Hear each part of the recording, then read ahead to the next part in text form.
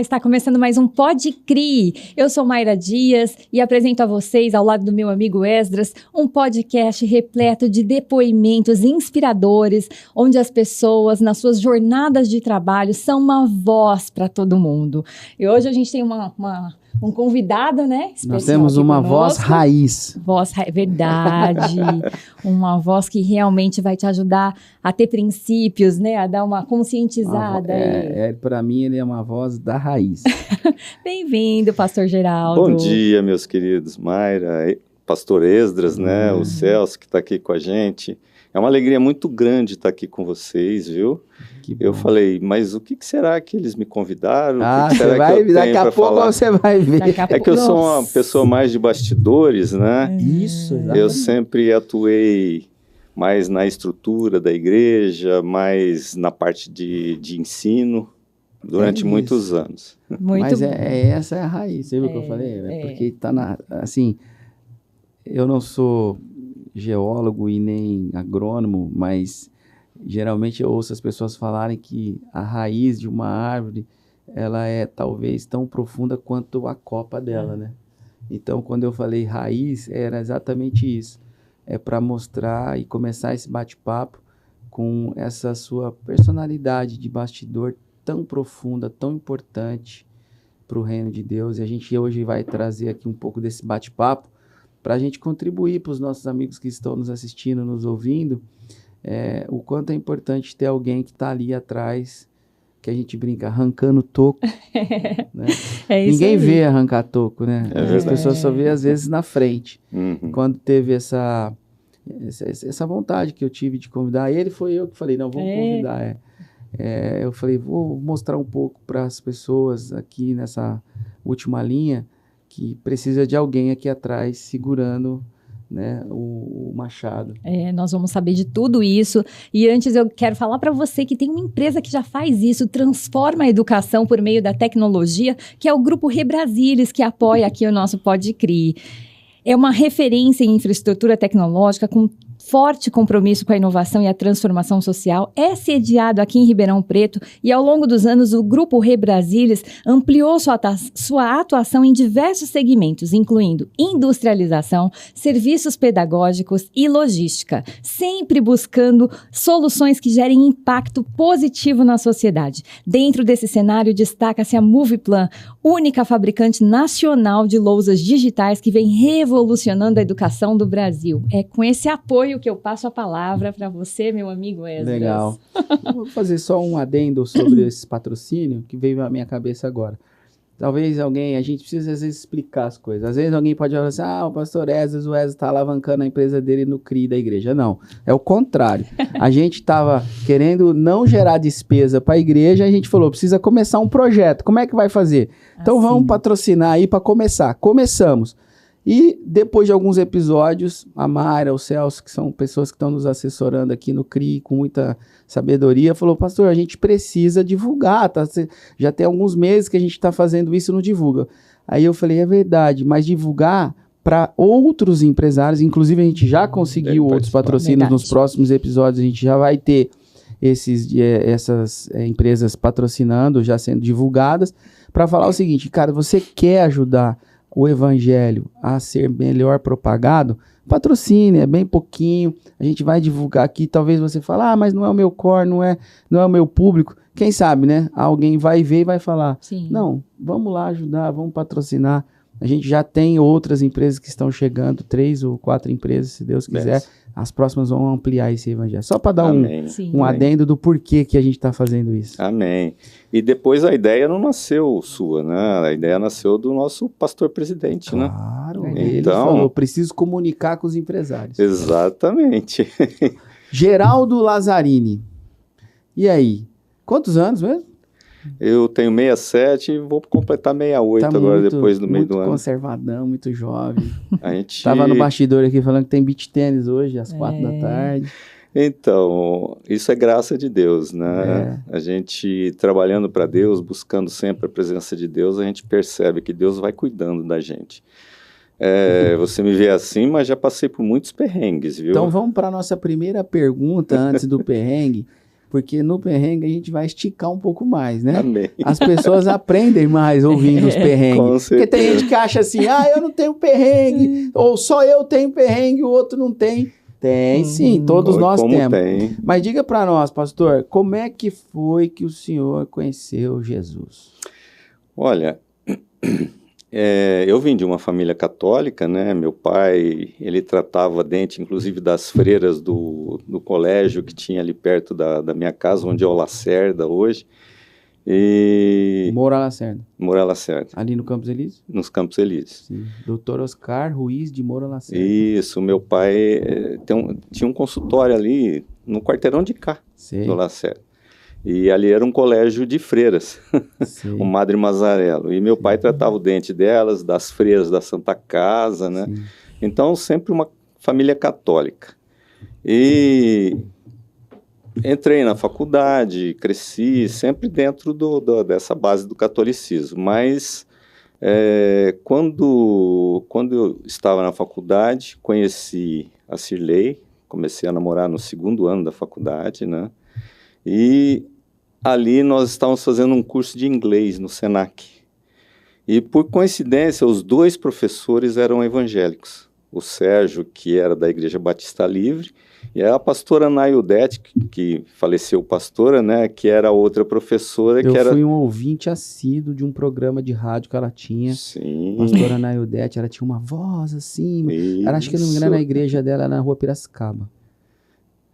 Ali no Jardim Paulista. Isso. Só que ela na época era da igreja congregacional, que Sim. O pai dela foi pastor congregacional. Então, esses 2 que falaram de Jesus pra gente. Mas o Sérgio, por incrível que pareça, ele era mais incisivo. Sim. E aí nós começamos a sair com esse pessoal, né, da Batista Livre, ali do Jardim Paulista, Sim. Pastor Bob, que era o pastor na época, mas logo em seguida eu formei. Pastor Bob, em alguns episódios, já passa por aqui. Ô, Celso, anota aí, vamos convidar o Pastor Bob. Não, ele já faleceu. Meu Deus. Faleceu o ano passado. Uau! Faleceu ano passado. Mas tem o Pastor John, que é um grande amigo, né? Nós casamos perto. O Pastor John, ele é uma pessoa muito querida, de muitos anos. São pastores fundadores da Igreja Batista em Ribeirão Preto. Não, ele era criança, né? Ele é bem mais novo que eu. Sim. Mas aí eu saí para trabalhar fora. Fui desbravar o sertão, época do governo militar. Então... A formação acadêmica sua é engenharia? Eu sou engenheiro civil. Com muito orgulho. Com muito orgulho. Do tempo da prancheta. Do tempo da prancheta, de fazer conta sem calculadora, era uma maquininha Facite. Depois entrou a calculadora, né? Começou HP, Texas, mas a gente não tinha nem calculadora para fazer contas. E foi desbravar a engenharia pelo Brasil? Isso, eu fui trabalhar numa obra que pegava entre Minas e Bahia, né, na chamada região dos Gerais. E seco até onde dava. Engenharia bruta mesmo. Engenharia bruta. De infraestrutura. De infraestrutura, engenharia pesada. Esgoto, asfalto, estrada? Não, era um projeto de irrigação. De irrigação? Mas eu trabalhei com ferrovia, com tudo nessa mesma construtora. Com estrada de rodagem. Construtora Ferreira Guedes S.A. Famosíssima, né? Muitos anos, né? Hoje nem sei se está nativa. Não, mas Ferreira Guedes, eu já ouvi falar. Sim. De infraestrutura pesada. Estava entre as 4 maiores construtoras do Brasil, né? Uma grande construtora. Fazia muitas obras. E a formação acadêmica foi aqui, no Moura Lacerda? No Moura Lacerda. Sim, imaginei. Porque eu precisava conhecer minha esposa. Eu entrei fora, mas preferi fazer aqui. Então, vamos lá. Conheceu Jesus pelos professores? Pelos professores. E conheceu a Cirlei como? Ela era da minha sala. Engenheira também. Engenheira também. 2 cartesianos. 2 cartesianos. Mas eu não cheguei a ter a minha conversão realmente. Eu tinha ouvido falar de Jesus. Então vamos lá. Mas um dia eu tinha até terminado com a Cirlei na época, que eu morava muito longe, não vinha mais para Ribeirão Preto.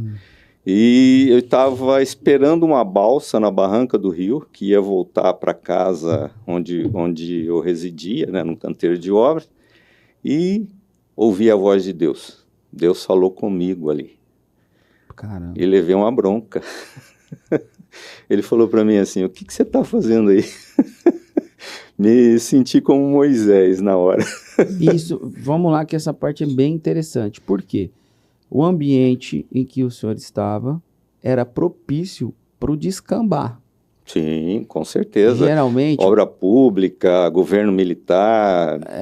Isso aí que entra... Vamos falar, você estava em que região? Norte do Brasil? Era mais norte. Então, norte do Brasil, totalmente... Nordeste, né? Nordeste do Brasil. Então, assim, uma pessoa sem família, lançada nesse ambiente, isso para bebida, prostituição, bagunça... Estou falando errado ou não? Não, não está falando errado. E, inclusive, com salário bom. Salário excelente, então, assim, dinheiro, né? Não faltava para bagunça, para zoeira. Porque hoje a gente está numa geração que parece que, às vezes, só quer isso, né? Só quer festa, rave, barará. Mas lá o senhor tinha também esse ambiente para dizer, vou chutar o balde aqui, acabou. Sim. Mas Jesus no coração, por um momento, foi lá na barranca do rio e disse... Ouvi a voz de Deus, o que você está fazendo aí? E ele falou, cadê sua família, cadê sua esposa, né? Uau. E... Já estava casado? Não, era tinha solteiro, tinha separado, né? Tinha terminado o namoro. Era um namoro. Era um namoro. Aí eu voltei, né, com essa transformação na minha mente, né, e pedi demissão do emprego, voltei para Ribeirão Preto. Mas eu queria só passar, porque a gente quer chegar na área teológica. Diga para mim, o senhor ouviu Deus falando, certo? Sim. Mas ouviu em voz audível? Sim, para mim eu creio, porque tinham mais pessoas que estavam próximas, sim, que esperando também, né? Com no sentimento, falar, Deus está falando comigo. Porque as pessoas têm dificuldade de falar, ouvir Deus, né? A dúvida porque às vezes Deus está falando com alguém, nesse momento, que está dando no coração dele a sensação, a cara. Dentro, né? Dentro, e ele não está entendendo que é Deus. Exatamente. O senhor entendeu. Eu entendi assim... Mais ou menos. Mais ou menos. Não é tão claro não assim. Não é tão claro você assim, fala, né? Era uma sensação, mas depois você vai vendo o que era, Mas né? eu resolvi obedecer essa minha voz interior. Um pouco de cansado também, tipo, caramba, não tá legal. Sim. Então, a solidão. Então a gente pode... Solidão é uma coisa que marca. A gente pode entender, porque a ideia é ajudar as pessoas que estão nos ouvindo. Sim. Com a sua experiência. A gente pode entender que quando Deus fala... a gente sente calma. Sim. Porque uma pessoa não pede a conta de um emprego desse que o senhor de jeito tinha, nenhum. com a grana boa, se não tiver calma. Sim, e certeza do que está fazendo. Com certeza. Então vamos lá, identificando a voz de Deus. Transparece calma, traz certeza. Sim, principalmente certeza, confiança. Então a voz de Deus fala nesses aspectos. Fala nesses aspectos. Decisões saudáveis. Sim, com certeza. Aí eu voltei, pedi demissão em julho, eu voltei. Eu me lembro que foi no fim de julho. Voltei o namoro.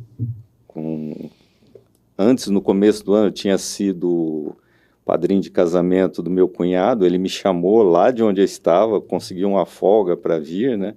E a Cirlei te aceitou?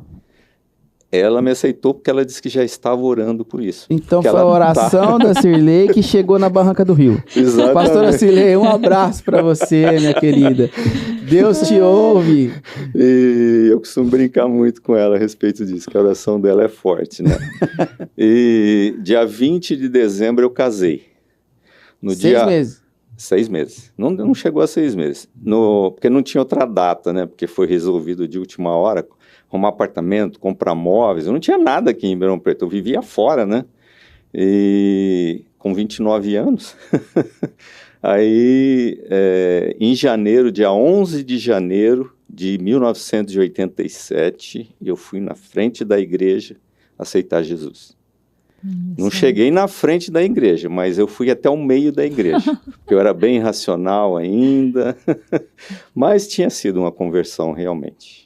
Aquilo que Deus falou no meu coração mudou a minha vida. De novo, para pensar, foi um processo, né? Foi um processo. A conversão, ela é um processo. Ela é um processo. Ela é genuína, de fato e de direito, quando você aceita Jesus naquele momento, mas ela passa por um processo de maturidade. Sim. Tem pessoas que acham que vai ser assim, uma mágica. agora aceitei Jesus, minha vida vai mudar de hoje para amanhã. Não, você viu, ele conheceu através dos professores, Sim. depois entrou Cheguei aí na Igreja Batista Livre, a convite do meu amigo, o Sérgio, né? Certo. Que ele era pouca coisa mais velho que eu. Nós Você éramos vê, tem que praticamente ter da uma mesma voz, né? idade. Tem que ter uma o voz. Sérgio foi uma voz, né? Foi uma voz. Cara, você viu que tem que ter uma voz. Tem Alguém que ter uma falando, voz. né? Tem que ter alguém falando. Propagação. A gente precisa falar, né, pastor Geraldo? Precisa falar. Nós E a precisamos... igreja está preparada para receber essas pessoas que estão chegando. Né? Exatamente.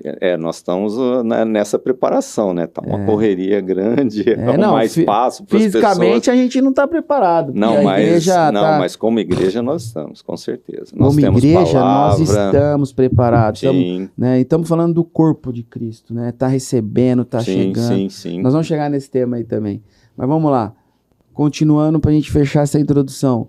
Conheceu Jesus, voltou, Sirlei, casou, Isso. e aí? E aí, de cara, mas foi uma paixão assim, irresistível, vamos dizer assim.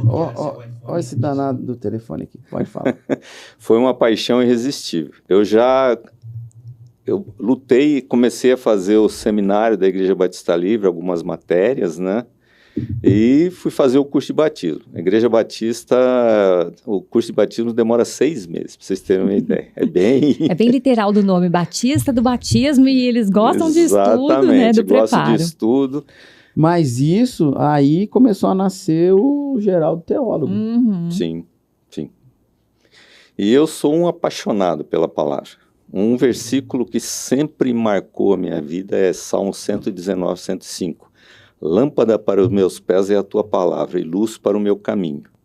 Então eu sempre me apeguei. Eu sou apaixonado pela palavra de Deus, pela Bíblia. Pra vocês terem uma ideia, eu tenho mais de 100 Bíblias de estudo. Gente. Saiu uma Bíblia nova agora da editora da Assembleia de Deus. A Bíblia de Estudo Patmos. Da CPAD? Da CPAD. Já comprei essa Bíblia, já estou folheando ela. Patmos deve estar baseado na ilha, lá no momento em que João... né? Sim, mas ela é bem completa. Eu Legal. pesquisei antes, é bem completa de estudo. E está para chegar para mim agora mais uma, que é a Bíblia de Estudo Almeida Corrigida Fiel. Uau. Que eu gosto desse texto também. Aliás, eu gosto de todos os textos, né? Mas esses são...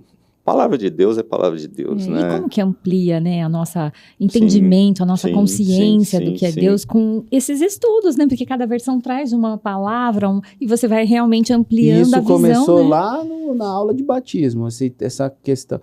No curso de batismo, essa coisa de gostar, né, da palavra, foi ali. Foi interessante, a primeira vez que eu dei uma palavra, eu era recém-convertido. Foi fazer a abertura da escola dominical. No domingo de manhã. Eu tremia tanto. Foi muito interessante isso. Mas correu a contento, né? A minha oração ainda não era uma oração bem em cima da palavra, bem estruturada, mas era uma conversa com Deus. Foi uma conversa com Deus. Foi um início ali que eu posso dizer que foi bem progressivo, né? Isso me fez me apaixonar mais e mais pela palavra. Interessante que eu não tenho uma formação assim de faculdade teológica, de seminário. Eu só fiz pós-graduação, né? Fez uma pós. Eu fiz pós em teologia, teologia geral. Pegou uma grade ali e cumpriu ela. Exatamente, uma pós lato sensu.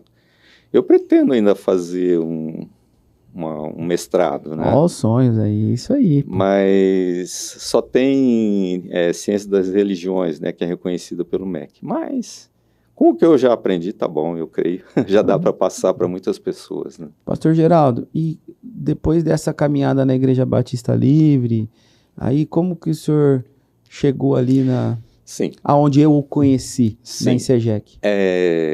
A minha conversão foi sobrenatural, tá certo? Vamos dizer assim. Só que eu era de uma denominação tradicional, tá certo? Então isso ficou um pouco amortecido dentro de mim, né?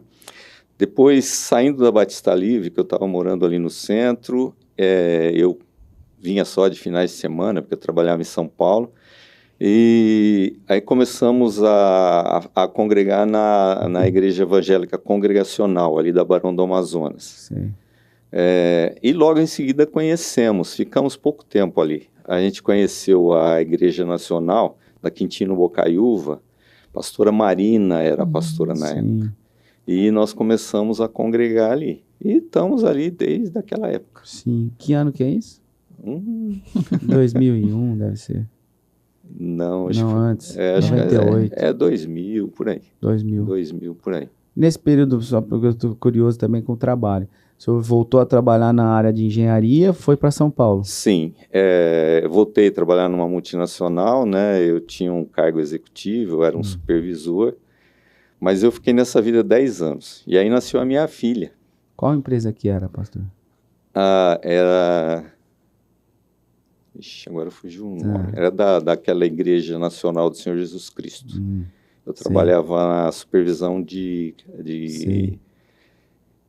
construção de igrejas, né? As igrejas mormons, já ouviu falar? De Utah. A sede é em Utah. Isso, exatamente. Salt Lake City. Isso, já tive lá. Exatamente. Essa é gigante, assim. É gigante. É gigante. E eu tinha um cargo executivo, né? Eu tinha vários engenheiros. A experiência de campo já, né? Exatamente, bastante experiência. Mas eu não estava vendo a minha filha crescer, porque eu tomava conta do Mato Grosso do Sul, sul de Minas, o estado de São Paulo todinho e o norte do Paraná. Uau! Então eu só chegava em casa de final de semana e não estava vendo a minha filha crescer.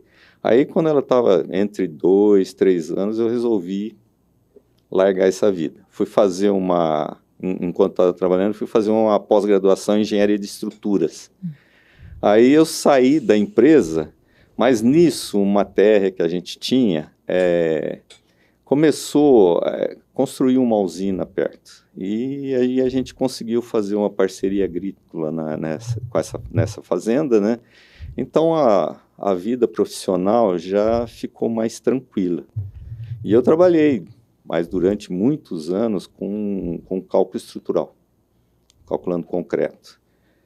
Indo mais em Franca, né, que tinha parceria com um arquiteto, então fiz muitas casas, algumas aqui em Ribeirão Preto, mas com esse adendo dessa nova renda, a gente pôde ficar mais tranquilo e eu fui deixando. E já estava na igreja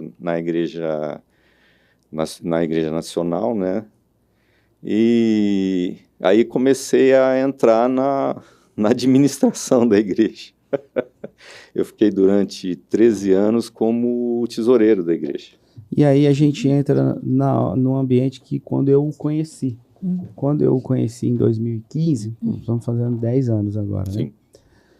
E logo me chamou a atenção com a seriedade que ele trata o ambiente dos bastidores da igreja, o quanto ele se preocupa com a igreja, com o funcionamento da igreja, né? Quando eu o conheci, ele tinha acabado de sair de tesoureiro da igreja, que é um cargo de extrema delicadeza, né? Precisa ter muito cuidado com isso, pessoas de confiança que cuidam, né, da receita da igreja, porque tem que saber usar isso com sabedoria. E ali eu fui vendo um Geraldo que não se preocupa em estar na ponta, na frente. Um Geraldo que se contenta, e eu vejo que ele é muito feliz em estar no bastidor. E aí, hoje aqui a gente está na frente. Então hoje é a hora da gente começar a olhar e falar assim, ó, existem pessoas que estão preocupadas com o reino de Deus e estão trabalhando incessantemente sem se preocupar que não estão aparecendo. É verdade. Não é, Geraldo? Com certeza. Mas aí entra alguns perrengues, né? Porque eu descobri um problema cardíaco. Eu tinha uma arritmia, né? Eu saí, inclusive, da tesouraria por causa disso, porque eu fiz uma cirurgia, né? Sim. Fiz um exame eletrofisiológico e uma ablação. O nome é chique, né? Mas é bem tormentoso para a cabeça da gente, porque você começa a contestar muitas coisas, né? O que eu estou fazendo aqui e tal.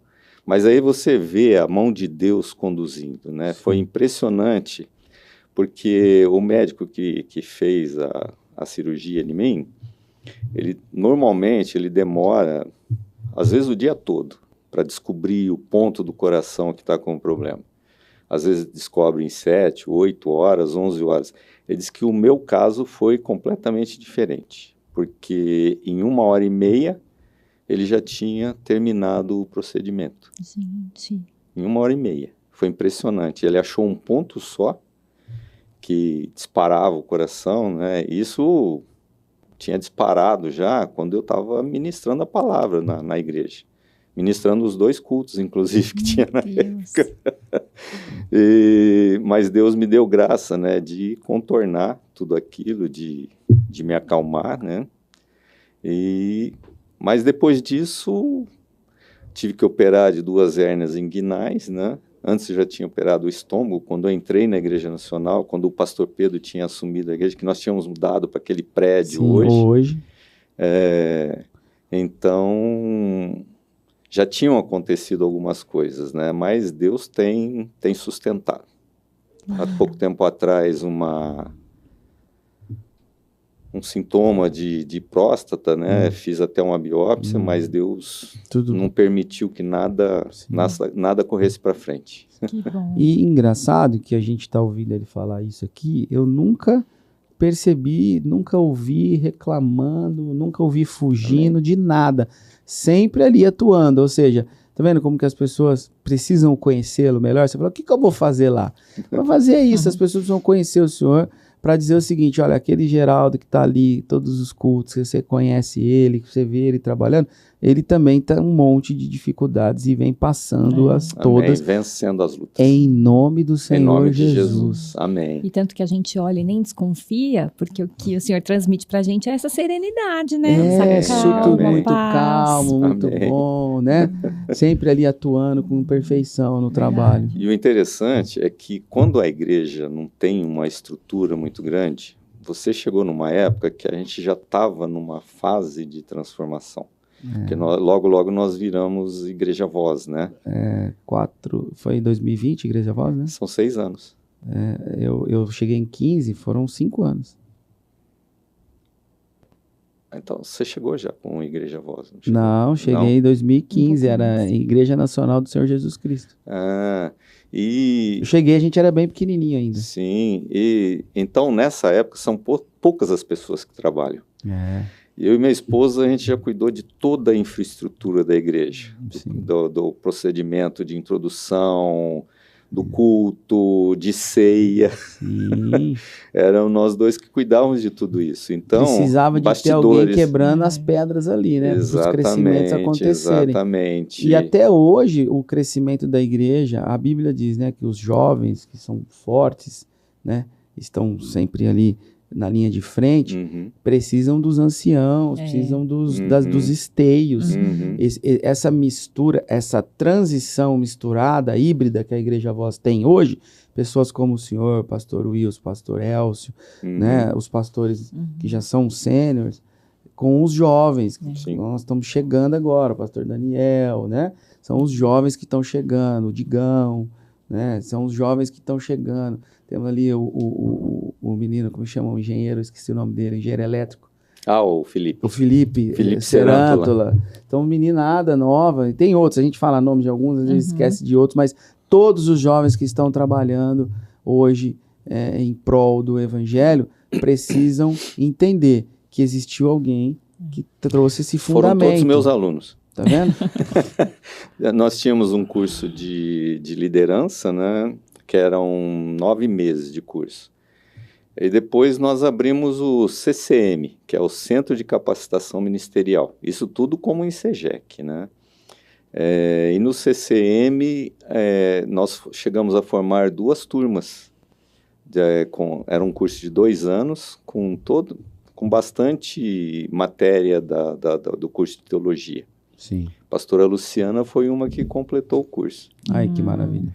Então, e todos fizeram escola de líderes também. Então, a igreja sempre teve uma estrutura muito boa de Quem ensino. vê hoje a Igreja Voz pode não entender, porque não conheceu no passado. Mas existe uma estrutura sendo construída, uma base fundamentada de muito tempo. O pastor Wilson está aqui desde 2001, se eu não me engano. Isso. Então, assim, 2001 24 anos. Né? Então, quer dizer, vem construindo essa base e hoje o crescimento ele é sustentável. Por quê? porque tem uma base muito bem construída. Sim. Nada é por acaso, nada acontece da noite pro dia. Exatamente. A gente precisa respeitar isso. Com certeza. Então, essas experiências contadas aqui, pode dizer assim, às vezes a pessoa está desanimada.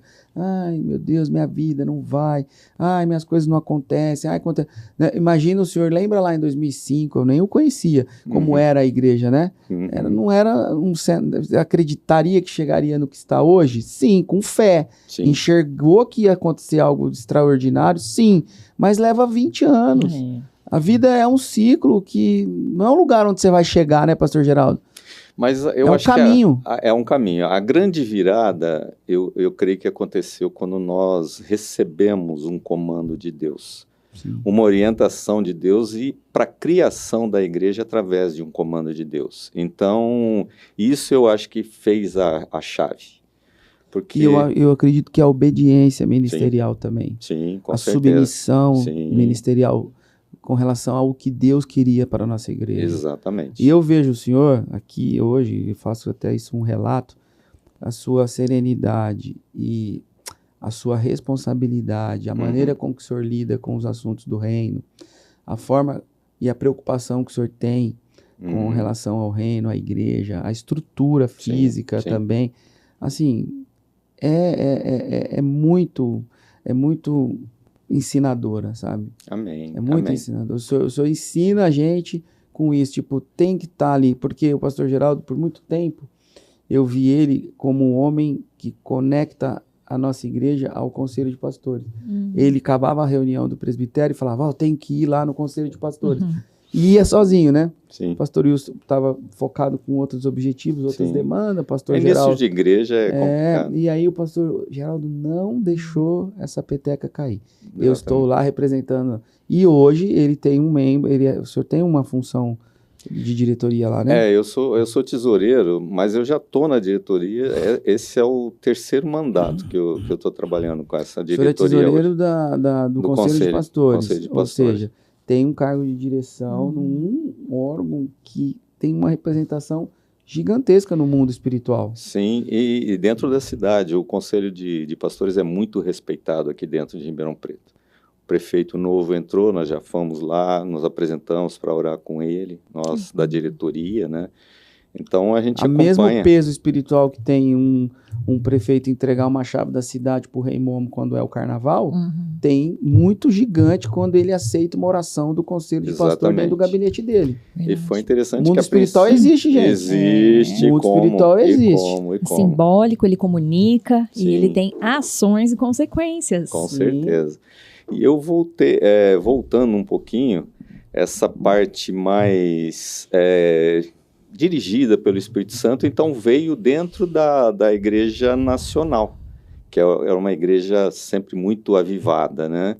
E essa ideia, essa fase de receber revelação de Deus, isso ficou meio amortecido dentro de mim, né? Mas aí eu me soltei totalmente quando encontrei o lugar que eu devia congregar, né? Eu estou lá há 20 e tantos anos. Acho que 25, 26 anos. E aí começaram a voltar as revelações? Ativou novamente? Exatamente. Aí comecei a conversar com Deus, aí comecei a buscar intensamente a palavra. Isso foi um diferencial muito grande na minha vida. A Bíblia já deve ter lido algumas vezes, né, ela por inteira. Eu parei de contar na 8ª, isso já faz muitos anos. Porque nós tínhamos, a apóstola Valnice, ela sempre foi uma grande incentivadora, né? Era a nossa líder maior, né? Na época, ela sempre foi uma inspiração muito grande, né? Então, ela incentivava muito isso, de você ficar retirado, ouvindo a voz de Deus, chorando na presença de Deus. E esse ambiente da teologia do mestre, né? Porque a gente tem representado aqui, né, que a gente brinca pelos dedos, alguns ministérios, aí um deles é o mestre, né? O mestre, ele é um ministério importantíssimo, né? Na porque realidade, é o conhecedor da palavra, exatamente. Né? Na realidade, quando eu fiz o meu teste, tem um teste eu não sei, eu não me lembro se é da igreja metodista, presbiteriana, tem um teste, tem um livro até. Para aplicar e saber, né, qual para aplicar e saber quais são os seus dons, né? Quais são os seus dons. E o meu primeiro dom foi mestre. O segundo é que foi pastor. Olha, então prevalece. O meu predomina, pai é mestre. né? Predomina. O meu pai é mestre. Bonitinho. Meu pai não é pastor, ele é mestre. Conhecedor da palavra. Só que título Ensinador. de mestre não tem, né? Tem não. título de pastor. Nós não queríamos esse título para as nossas vidas, eu e minha esposa. Engraçado que o meu pai, tô lembrando do meu pai, você falou da escola dominical. Meu pai foi superintendente da escola dominical por muitos anos. Assembleia de Deus? Muitos anos. Superintendente da escola dominical, escola bíblica dominical. O que hoje a gente não pode deixar morrer esse ensinamento. De jeito nenhum. Nossos cultos são de domingo, então não é chamado, não temos a escola dominical, mas nós temos lá os cursos de preparando o caminho. Sim. O das crianças, né? Que não deixa de ser dentro da Sim, escola dominical. O das crianças né? eu até considero como uma escola dominical. O Teens também, que é uma área de ensino muito grande. Pastor Pacola também Pastor desenvolve Pacola um trabalho tá à frente. espetacular. Mas essa área de mestre, de ensinamento da igreja, ela não pode ficar esquecida. De O jeito senhor nenhum. hoje, para nós, deixou um relato aqui, o senhor é uma representação muito forte hoje para Eu nós. agradeço. A gente não pode deixar isso morrer, isso tem que estar vivo, porque sem esse conhecimento da palavra Amém. clara, a igreja ela vai Onde a enfraquecendo. gente falou com um dos convidados que realmente pode ter as distorções e está acontecendo, né? Sempre aconteceu. Sempre aconteceu. Que acho que talvez bíblico, é relatado. bíblico, né? E agora é bem visto, é muito visto por causa da propagação das redes sociais. Então a gente vê mais casos e casos extremos, né? De distorção da palavra, Exatamente. né? E é um mestre que vem e fala, olha, mas está aqui na palavra, o estudo é esse. É porque, na realidade, hoje, o que tem se falado é um evangelho muito né? Muito voltado para a pessoa. O centro do evangelho. Exatamente, a pessoa acaba sendo o centro do evangelho, mas a função do arrependimento, isso não tem sido muito falado. Então, ficamos muito num oba-oba, onde a pessoa, eu faço, eu aconteço, porque Deus está comigo, Ele vai me dar o melhor. Vamos lá. A lição dessa semana da célula, né? Arrependimento. Arrepender-se. Segundo, confessar. Terceiro, alcançará o quê? A remissão. Então, arrependimento é o primeiro. Sim. Sem arrependimento não há conversão. Não há conversão. Então, o evangelho do eu está apontando para quê? Para arrepender? Não. Para satisfação pessoal. Satisfação pessoal. Então, às vezes a gente olha isso e se confunde e é muito mais fácil seguir isso do que seguir o evangelho do arrependimento e da confissão. E aí, o famoso voo de pato. Né? Pum! A igreja não presta.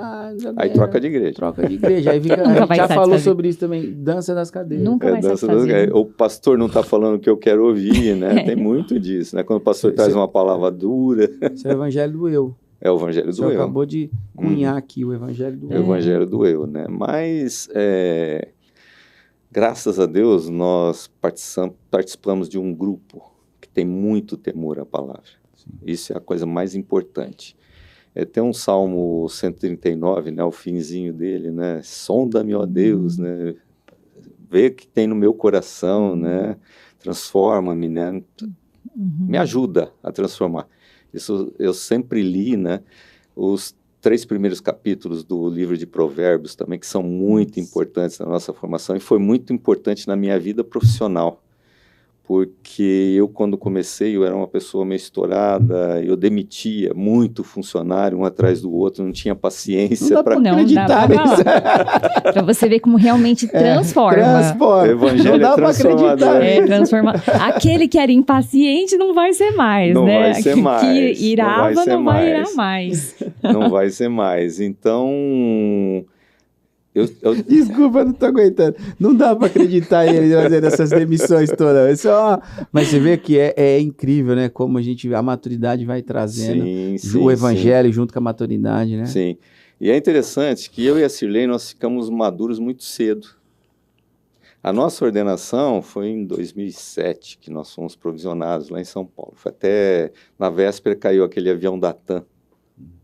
Vocês estão lembrados Lembro. disso, né? Lá, 2006. Não, 2007, né? 2007. 2007. Julho de 2007. Isso, e nós fomos ordenados no outro dia, que a Uau. gente foi para uma reunião de presbitério, que eles chamaram a gente, e acabamos indo, né? Aí nós fomos ordenados pelo presbitério da Igreja Nacional ali, É julho de 2007. julho de 2007.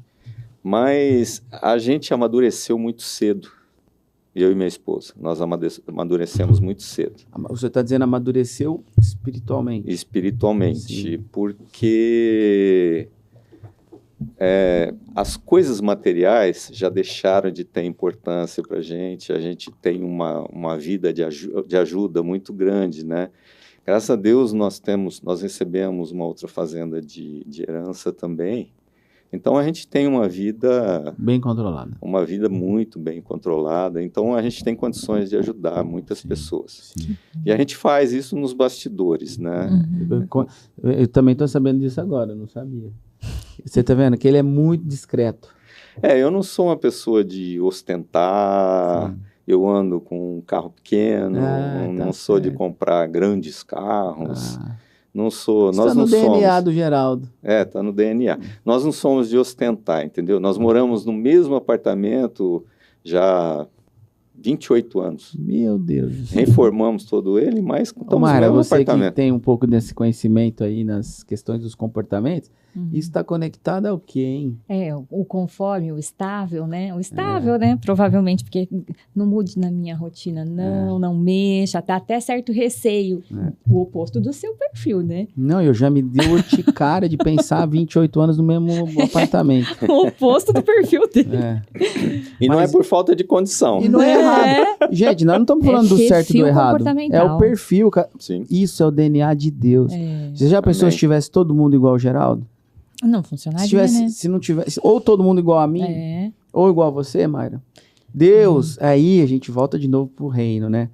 Deus tem cada pessoa única. lugar certo. O seu fio de cabelo não tem o mesmo DNA do meu. É verdade. E não tem um DNA mundial. Não existe Não um existe. igual. Não Gente, existe. Deus é incrível. É mesmo. Deus é tremendo. Deus é incrível. Como que pode cada ser criado com a sua identidade E para um propósito. para um É um propósito? propósito, exatamente. O senhor Por isso que ele entendeu? falou para mim, Mas o senhor que você entendeu? está fazendo aí? Por que que o E senhor veio mudou aqui tudo. hoje? O Amém. senhor veio aqui hoje para trazer essa experiência para nós. Amém, O senhor amém. veio aqui hoje para falar que cada um tem o seu DNA. E se tem alguém triste aí porque está fazendo trabalho de bastidor e não está sendo enxergado, Verdade. Deus enxerga. desculpa, não está sendo visto, Deus está vendo. Amém. E o corpo de Cristo, né? Não é, mais verdade. importante, a própria palavra fala, não é olhar para o seu dedinho e falar que é menos importante do que o coração ou do que o rosto, que é o que está sendo visto. Exatamente. Se não tem nenhum humano vendo, Deus está vendo. Amém. Isso. Deus está Pastor vendo. Geraldo, foi um prazer ter o senhor aqui. Amém. Eu esqueci de falar para vocês que eu fui atleta também. É? Ah, então Eu fui jogador de vôlei É profissional. verdade, rapaz, então. É mesmo. Então, eu acho que essa resistência que eu tenho hoje foi moldada lá atrás, né? Sim, sim. Verdade. Eu fui jogador de vôlei profissional. Qual time? Joguei para Recreativa e para Ribeirão Preto. Jogou pra Ribeirão Preto? Joguei Por muitos bastante Uau. anos. tempo, é? Bastante tempo. Pô, vou buscar na Mas net. isso faz muitos anos, viu? Não, você não vai achar vai na achar net. nada. Na época não tinha net. É. Eu tenho algumas fotos Jornal? de jornal. Que Lembra do legal. Cazu? Você Ah, não é da lembro, tua não época? lembro. Então, Jogava na Cabo do Bosque, então. jogava na Cava do Bosque, que tinha um piso ainda diferente desse que tem hoje. Hoje joga tênis, eu sei que hoje gosta de eu jogar um jogo, tênis. eu jogo. Fiquei um tempo sem jogar porque eu tive uma fratura no braço, É. mas voltei, já estou voltando já. Ah, Beach que tênis legal. eu não parei, eu tava jogando com o braço fraturado. Beach Nunca tênis é peguei, muito simples, cara, né? eu nunca Pastor. peguei numa raquete de beach tênis, eu tô curioso pra ver como é que funciona isso. É muito gostoso. É, gostou? Muito bom. Dá um cardio bom, né? Então, nós temos um grupo de pastores que nós jogamos juntos. Se você quiser ir, só Ó, que, manda pra nós o convite, só por que favor. como eu sou aposentado, eu marco mais cedo, às 4h30 da tarde. Eu acho que não é Eu muito ainda a não sua tô praia. podendo nesse horário, Nesse não. horário. Mas eu me programo pra ir assistir, no máximo, pegar na raquete um desses dias. Sempre que dia que é da semana? É de segunda e quinta, às 4h30 da tarde. 2 vezes por semana. Vai. Então, isso é um relacionamento horizontal. Sim. Os pastores que vão jogar beach tênis com eles estão se relacionando. Sim, são todos do Conselho de Pastores. Então estão melhorando a sua condição emocional. Com certeza. Né? Porque vou falar na linguagem teológica, nós somos seres tricotômicos. Então somos corpo, alma e espírito. Isso precisa estar alinhado. Precisa estar muito bem alinhado. O beach tênis faz parte desse alinhamento. Faz parte, correr na esteira, né? Precisa. Então, Geraldo engenheiro, o Geraldo marido da Cirlei, o Geraldo pai da Rebeca, o Geraldo pastor da Igreja Voz, tesoureiro do Conselho de Pastores e atleta. É isso aí, na totalidade. Ainda tô tentando. Tá certo. Tive o prazer de fazer o casamento da minha filha, né? Gente, que emoção, que coisa linda. É uma emoção, assim. Mas foi uma emoção também falar no velório do meu pai e da minha mãe também. Dar a palavra no velório dos dois também. Isso é parte do ministério pastoral. Sim, com certeza. Não importa a circunstância, o que importa é que o pastor está cuidando das suas ovelhas. Exatamente. É isso aí. Amém. Que papo maravilhoso, que inspiração, querida. Pastor. Obrigada por ter vindo. Amém. Foi um prazer muito grande estar aqui com vocês. Você viu como é que tinha bastante assunto? Sim. Nós estamos aqui, correndo, que o horário está passando. E se a gente ficar aqui, vai mais 20 minutos. Com certeza. Amém. Vamos marcar o episódio 2. Sim. Podemos. Quem sabe a gente traz a Cirlei junto com ele. Boa. Aí vocês vão ver que mulher de oração e por que tudo aconteceu que ele disse mesmo num processo tão rápido. Foi. Dependência, oração e estudo da palavra, né? Estudo da palavra. Então, se você quer essa caminhada com Deus, se inspirou, assista novamente esse episódio, compartilhe com quem veio à sua mente, porque com certeza vai edificar, né? É isso aí. Mais um episódio maravilhoso. Muito obrigado, pastor Geraldo. É uma honra tê-lo aqui. O senhor inspira a gente, viu? Amém. O senhor inspira a gente. Deus abençoe. E a gente se vê numa próxima edição. Até lá. Tchau.